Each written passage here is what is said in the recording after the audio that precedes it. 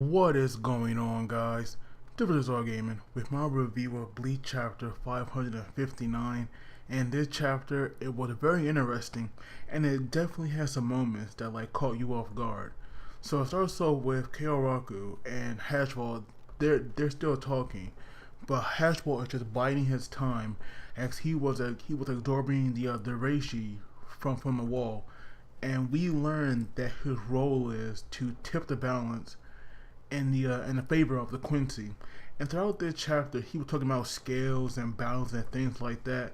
So this chapter strongly hinted at what his power is, and I'm guessing that him being possibly high rank, or for his power, his letter definitely has to be B, because it makes sense. Well, yeah, it does make sense actually. So at least I'm pretty sure his letter wasn't revealed just yet. I don't think we see anybody with the letter B, so I'm going to think that it is him. But he finally destroyed that barrier that the Kyoraku lieutenant made, and so they were backing off. But of course, she had another plan waiting for him, and she made another barrier.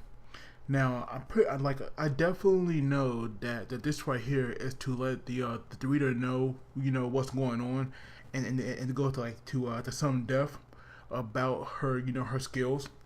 But I feel like she was telling Hashball way too much. But he actually realized what she was doing. Like, even though the barrier it was different, it was too thin, and so it makes sense that a trap would definitely would be waiting for him once he broke it down. And now he was going to resort to more violent means.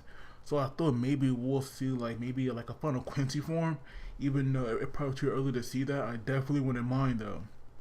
But then we see just we see their symbol.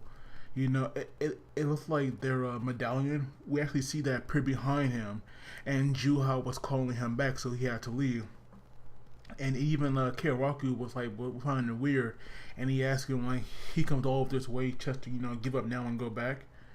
But he was saying that the next time he comes, because he said he'll come back once he has the orders, and Karaku was saying that he'll have some tea prepared. And I definitely felt like he wasn't taking it as serious as he should be. But knowing Karaku and having only seen his Shikai, I definitely can't wait to see his Bankai, which of course is going to be hollowified so that Hashball can't take it when the time for them to fight actually comes. So now we have Ikaku, Yumichika, and now Hisagi. They all got lost, so they are now in this they're now in this destroyed building together. And then we have that luchador Quincy now pouncing on them. And so apparently, Shangdu and BG9, they are going to be killed because they had lost their battles. Now, to me, I found that really weird because I thought that they could fight on, because when Bambina had went into her final Quincy form, we saw those beam of light shoot up in the air from all these Quincy's. So you would think that they would give them another chance, but Haswell was saying once again, and referring to scales of balance and how the scales of battle must be balanced, and I don't know how it's unbalanced. Like, maybe some of the Shinigami are dead, and it's tipping the favor too much to the Quincy now. So to keep it balanced, he has to take them out. And it was so odd to see BG9, begging for his life so much, because we have seen him look like a cyborg, or not human, and now he's begging for his life so much. It was so odd.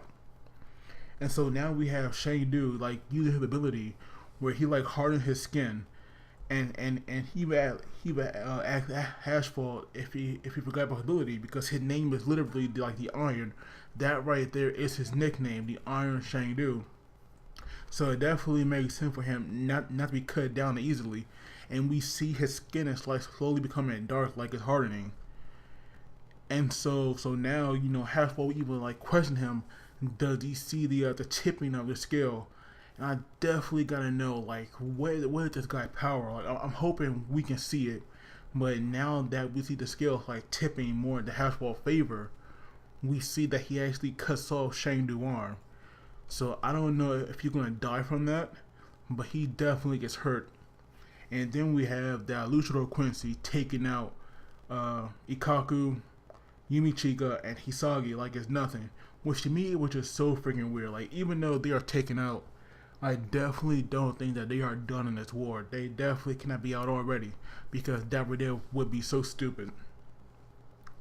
But this Quincy, he actually has like a weird little helper named James, which to me was like what was freaking odd. But at the end of the chapter, we finally see Renji and Rukia.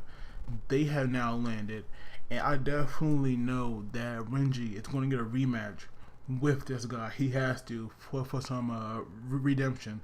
So I'm looking forward to that. I'm still hoping that like Rukia has the Bankai, but I can't wait to see how much these two have progressed since they have left the Zero Squad, because clearly they got some training. I'm pretty sure they got some power up because Renji Bankai, I've heard that it does look different now, and we haven't seen it yet. So I can't wait to see his new look. And it's going to be holified as well, so that is going to be really cool to see. Hopefully Rukia brings out a Bankai, and maybe you never know, it could be powerful. Now, I'm not saying, that it could be, like more powerful than Hisagaya's sword, but it could definitely have the power like to it. But as always, guys, don't get the video and subscribe because that really helps me out.